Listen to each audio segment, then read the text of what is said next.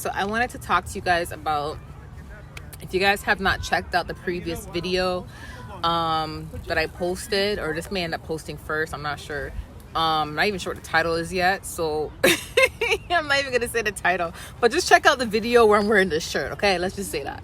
I just want to tell you guys, I was like a sacrificed lamb for the last 4 days for y'all. Sometimes we have to go through that in order to receive the word so we can deliver it.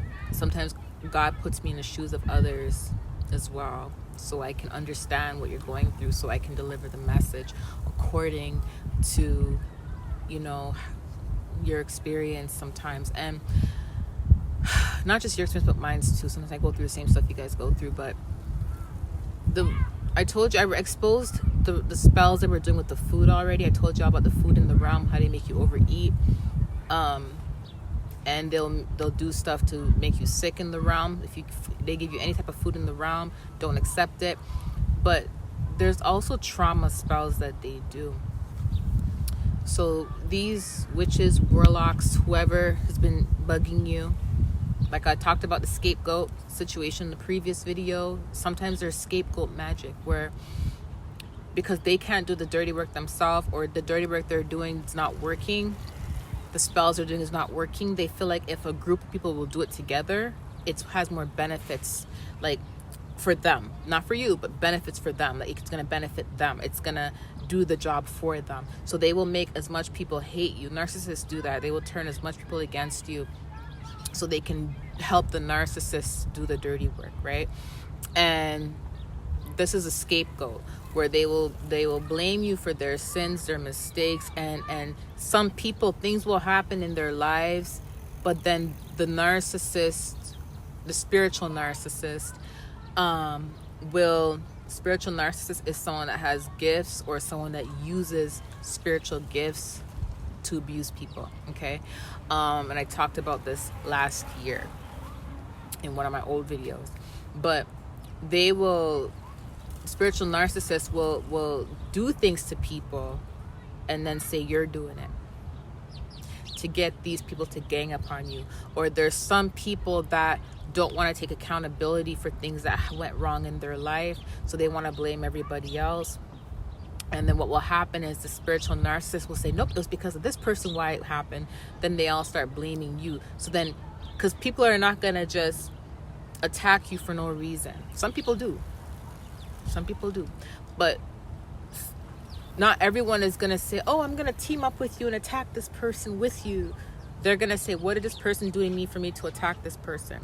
So there has to be a valid reasoning for them to attack you. So the spiritual narcissists and the witches and the warlocks, or whoever's doing this magic stuff, like what they'll do is they'll tell these people, this person did this and that to you, and they're doing this, they're doing that, and then everybody now gets mad at you and they all start attacking you. Some of them can't attack you magic-wise because they're not skilled in it. So now you have people who are told these lies, going to spiritualists, going to witch doctors, and saying that you're doing stuff to them. They want to get you back, and they want to do stuff to you, and lying to these spiritualists, lying to these witch doctors, or some of them innocently think you did it because of what someone told them, and now there's a bunch of people doing this to you. That's just the magic scapegoat they're doing. They're using it as a scapegoat in magic, right? Throwing all the magic on you, everyone casting demons on you, all of that. So another thing that they're starting to do now, not just spiritual narcissism and scapegoating, but another thing that they're doing now is, because some of them do that to take the heat off them, because they don't want to take accountability for what they're doing. They don't want to get caught, so they want to flip it on you, so you take the blame, you know. But what they're doing also now is they are they're doing trauma spells. And what they're doing is, when you're dealing with a spiritual narcissist, which is like a witch, warlock, whoever, witch doctor, they watch you, and they have to watch you because they have to see if their spells are working. So they watch your every move. This is where the gang stalking comes in. This is when they start hacking your emails. Someone tried to log into all three of my Instagram accounts recently, and I had to change my password right away. But they watch your every move. because they want not just to spy on you to see what you're doing, but they want to know your past. They will dig up information of your past. They will dig up your high school information, family information, you know, and things that you went through in your past. They will find that. Oh, she was a victim of rape. She was a victim of molestation. Oh, she was a victim. She was robbed. Oh, she was used. Oh, they will find every single trauma that you are trying to heal from. They will keep it together. Some of them find this through spiritualists as well. They go to spiritualists who use their deities or use the spirits they're connecting to give them information about your life, traumas and pains you've been through. And then what these narcissists do, spiritual narcissists, is they will use it against you spiritually. Whether they do it physically to try to trigger your traumas, so now you're hurt, now you don't want to do your everyday activities, so you know. But what they'll also do is spiritually use it against you. So now they will send the dreams, send you dreams of the person that may have used you, the person that may have abused you growing up.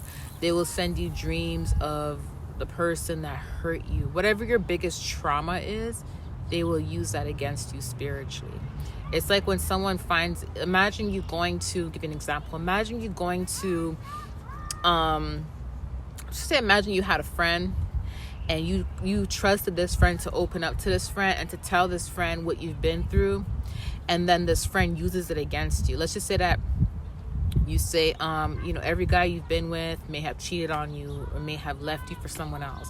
And you and this friend get into an argument, and then this friend says to you, that's why all the men that you were with left you for everybody else, because you're whack, or because you're this, or because of that. And they used your pain against you. They used your trauma against you.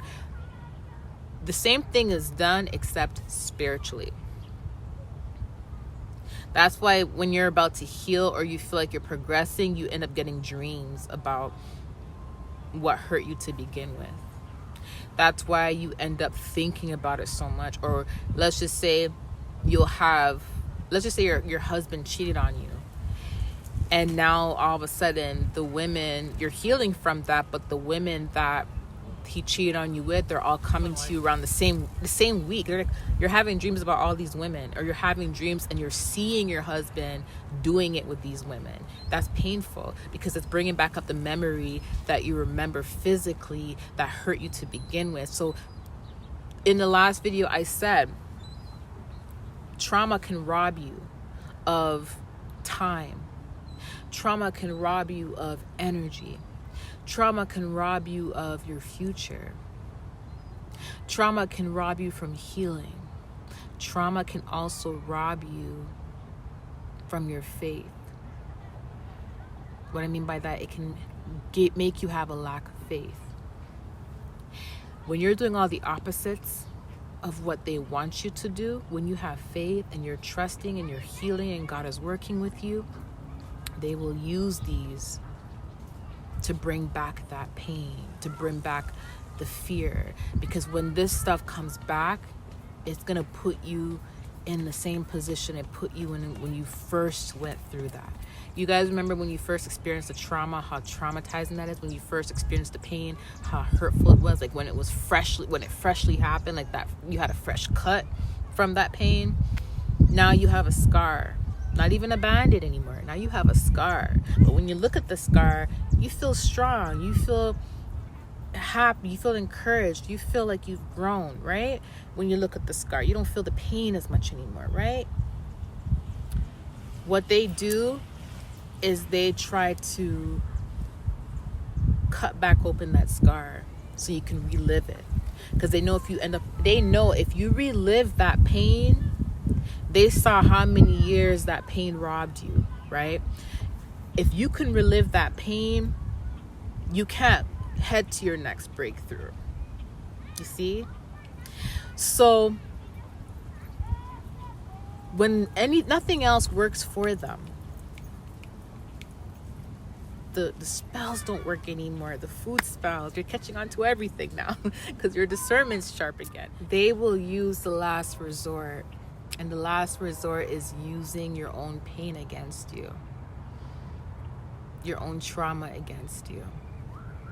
And that's what narcissists do. And I know the narcissist word is thrown all over the internet, but it's true. Narcissists use your pain against you.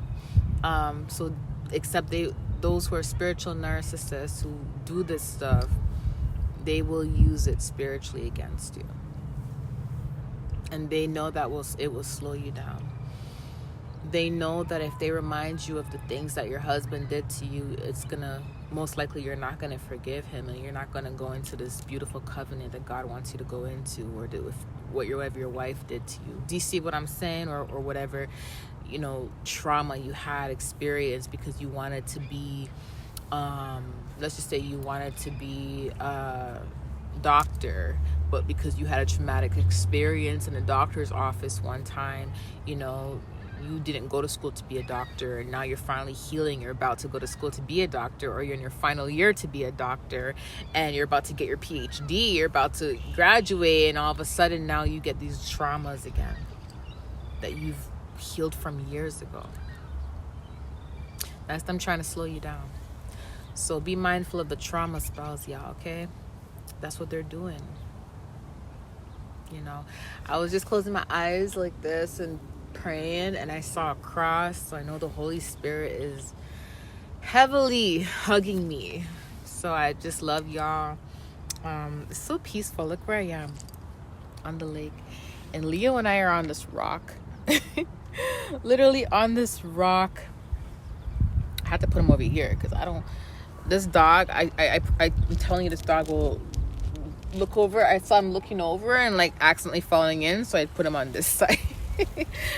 But I love y'all so much. I just wanted to let y'all know what's happening. They're using trauma pain right now, so don't let that stop you, slow you down. I was literally, like I said, for 4 days I was like, the sheep that went through this stuff for the last 4 days, so I can get the information to tell y'all.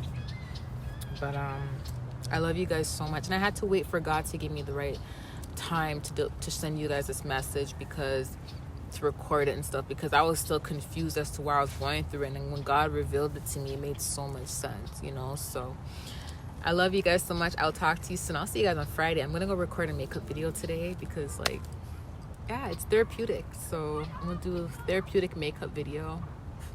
The title of the makeup video is gonna be careful what you pray for.